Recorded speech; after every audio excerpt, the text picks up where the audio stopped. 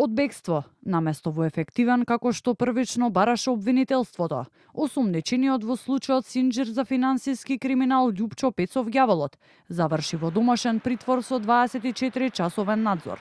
Од кривичниот суд информираа дека Пецов, кој 2 години беше недостапен за органите, вчера доброволно се пријавил пошто бил спроведен пред судија на претходна постапка. Од основното јавно обвинителство за гонење на организиран криминал и корупција сега предложиле, а судот прифатил Пецов мерката притвор да издржува во домашни услови, имајќи предвид дека самиот се пријавил, доставил медицинска документација за влошена здравствена состојба, но и поради индиции за ризик по неговата лична безбедност во притворот. Ценејќи ги истакнатите околности, како и околностите што укажуваат на сериозни влијанија врз постапката и влијанија врз лицето, фактот дека лицето доброволно се пријавило и ги предало 2 патни исправи што ги поседува и индициите што укажуваат дека со спроведување на обвинетиот во притворското одделение не може да се гарантира неговата лична безбедност. Јавниот обвинител на закажаното рочиште пред судијата на претходна постапка го измени предлогот и предложи да му биде определена мерка куќен притвор со 24-часовен надзор, со која може да се обезбеди неговото присуство во понатамошниот дел од постапката.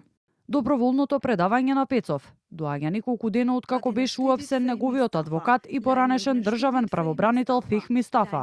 Тој заврши во притвор како осумничен за примање подкуп, за да влијае кај судија во апелацискиот суд Скопје. На Пецов да му биде заменета мерката ефективен со куќен притвор. Во меѓувреме апелацискиот суд го објави целосното образложение на решението, со кое претходно беше одбиена жалбата предложена од неговиот адвокат Фехми Стафа, со која Пецов бараше укинување на мерката притвор. Во решението е наведена и судечката тројка која постапувала по жалбата, односно судиите Ѓоко Ристов, Габриела Гајдова и Лидија Зимбовска.